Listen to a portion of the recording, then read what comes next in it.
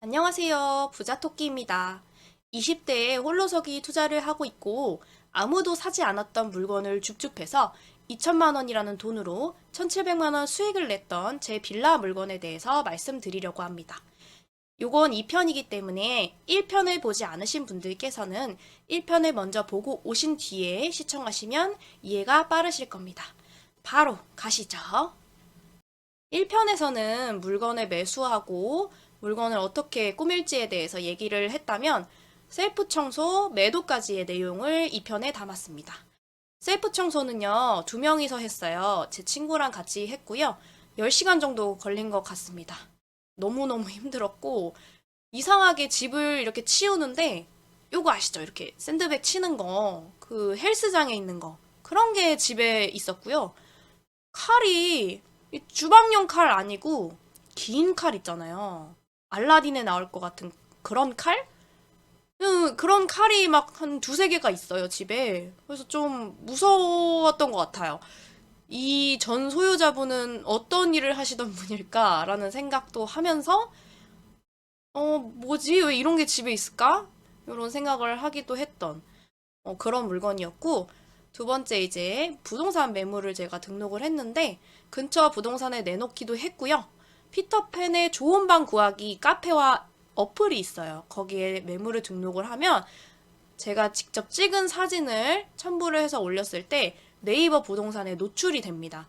그거를 이용을 해서 광고를 좀 했고요. 마지막은 부동산 중개를 통한 매도 계약을 했는데요. 한 일주일에서 10일 정도에 한 분 정도는 집을 보러 오셨던 것 같고요. 그렇게 막 거래량이 활발한 지역은 아니었어요, 여기가. 그랬는데 처음에 이 집을 괜찮다고 하셨던 분들이 신혼부부셨거든요. 근데 요분들이 모종의 이제 또 컨디션은 좋았는데 뭐 잔금 치르는 거나 대출이나 이런 부분들에 좀 문제가 있었어 갖고 못하게 됐고, 세 번째 집을 보러 오셨던 분이 이거 계약하겠다. 이렇게 해서 계약을 성사시켰던 기억이 나요. 계약금은 처음에 딱 걸고 2주 뒤에 잔금을 빠르게 치렀던 물건입니다. 사진을 보여드리면 선반 같은 걸 많이 버리고 가셨더라고요. 전 소유자분들 그 집에 원래 자녀분도 계셨다 했잖아요. 이런 걸 이제 스티커 사갖고 붙여서 폐기를 했는데, 이런 스티커를 제가 집에서 살 때, 엄마 아빠랑 같이 살 때 붙일 일이 뭐가 있어요. 어떤 걸 붙여야 될지 모르겠더라고요. 2,000원짜리 붙여야 되는지, 3,000원짜리 붙여야 되는지, 그게 어려웠어요. 어떤 선반은 2,000원이고, 어떤 선반은 3,000원이고, 그렇게 표가 되어 있으니까, 어느 정도 사이즈가 돼야 이렇게 되나. 이런 고민하면서, 가격이 모자라서 안 가져가진 않겠지? 이런 걱정도 했었는데, 잘 가져가시더라고요. 그리고 여기 집에 있던 나머지 선반들도 다 스티커 붙여서 잘 폐기했습니다. 집에서 석회 이런 거 제거해 본 적이 없어요. 머리털이 나고 처음으로 해봤어요. 매매를 하기 위해서. 저희 부모님이 저한테 거의 맨날 하던 얘기가 있어요. 자식이 부모랑 같이 살 때는 돈을 안 쓰잖아요. 전기세나 수도세 다 부모님이 내주시니까 아낄 줄 모르고 막 쓰다가 자기 살림 차리면 전기세도 아까워서 불을 그렇게 끄고 다닌다더라. 뭐 이런 얘기를 많이 했었거든요. 제가 이 물건 매도를 위해서 청소를 하면서 엄마 아빠 생각이 많이 났어요. 인정합니다. 예, 그렇게 되더라고요.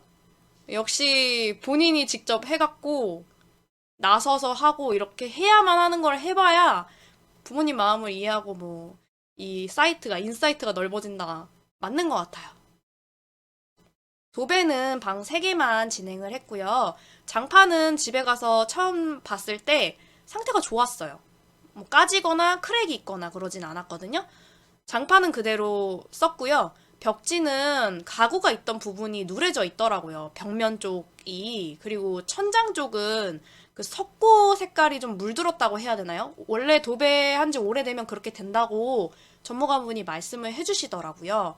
그래서 너무 다 하고 싶었지만 전체 방을 다 하고 거실까지 하기에는 금액이 너무 부담이 있었어요. 그래서 방 3개만 제일 싼 업체를 비교를 했고요. 숭고 어플을 활용했습니다. 숭고는 지금도 잘 사용을 하고 있어요. 저 같은 경우에는. 그래서 뭐 도배장판, 인테리어 이런 거 하시는 분들은 이 어플 추천드립니다. 결과는 특히 1편에서 제가 보여드렸던 곰팡이 방이 제일 만족도가 높았어요. 거의 새집 느낌으로 잘 해주셨던 기억이 나고요.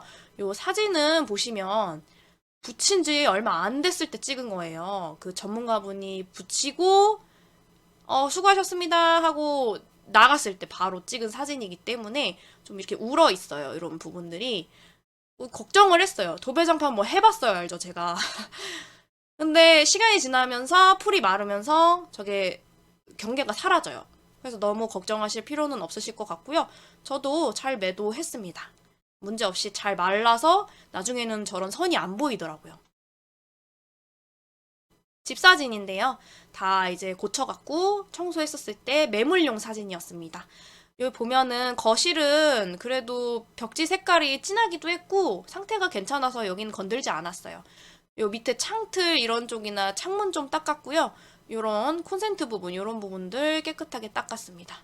그리고 첫 번째 방이고요. 거실의 왼쪽에 있던 방이었습니다.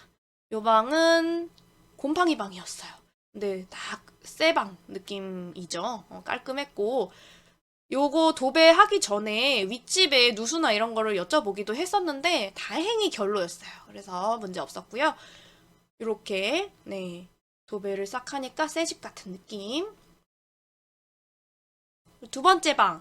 요 방도 1편에서 몰딩이 이렇게 쭉 쳐져 있던 사진 기억나시죠? 안 보신 분들은 1편 보고 오세요. 이렇게 제가 붙였어요. 강력 접착 그런 거를 사갖고 의자 이렇게 올려갖고 위에 올라가서 제가 눌러서 붙였습니다. 근데 잘 붙어 있더라고요. 여기 안에 짐은 원래 치워야 하지만 당장 치울 수 없는 뭐 그런 문제도 있고 했어갖고 여기다가 좀 넣어놨습니다. 그래도 매물은 등록해야 되니까. 여기가 세 번째 방인데요. 요 방은 깔끔하게 처리했고 여기도 찍은 지 얼마 안 돼갖고 좀 울어있지만 괜찮았습니다. 시간이 지나면 싹 사라졌고요. 도배 뭘로 했냐라고 물어보시는 경우가 종종 있는데 소폭 합지로 했습니다. 화장실이 진짜 너무 힘들었어요. 진짜 너무 유유였고 집에서 살 때도 뭐 물로 이렇게 샤워기로 이렇게 해갖고 청소는 해봤지만 이렇게 대청소를 해본 적은 없거든요. 여기 샤워기 머리 이 부분 있잖아요. 여기가 녹이 잔뜩 쓸어 있었어요. 근데 제가 키가 좀 작거든요. 여기까지는 닿아요. 여기까지는. 여기가 안 되는 거예요, 키가. 그래갖고 이제 친구가 저보다 더 컸으니까 친구한테 부탁해갖고 여기를 막 닦았는데 그 다용도 제거 크림 이런 걸 팔더라고요. 그 녹이나 찌든 때 제거하는 그런 크림이 있는데 그걸 사서 여기다 이렇게 묻혀갖고 수세미로 이렇게 봉을 잡고 막 이렇게 닦은 거죠. 너무 힘들었어요. 자세히 보면은 조금은 보였으나 그거 제거하는데 거의 팔이 마비가 됐던 기억이 나고요. 요 수납장 요 밑에 부분에 뭘 두셨던 건지 그 미장센 그 왁스 같은 거 남자분들 머리 이거 세팅할 때 쓰는 그 꾸덕한 거 있잖아요. 젤 같은 거 그게 여기 계속 오래 있었는지 눌러붙어 있었어요. 그 밑에 부분에 그 누런 자국을 제거를 하는데 혹시 내가 이렇게 막 제거하다가 페인트가 까지면 어떡하지? 저 검정색 부분이 까지면 그게 더 흉일 것 같은데? 이런 생각을 하면서 진짜 조심조심 제거했지만 너무 난이도가 높았고요. 결국 다 제거하지는 못하고 어느 정도 얇게만 그냥 보이게끔만 처리하고 저 부분에다가 디퓨저를 놨던 것 같습니다. 네, 그래도 사진상으로는 그렇게 크게 보이진 않죠?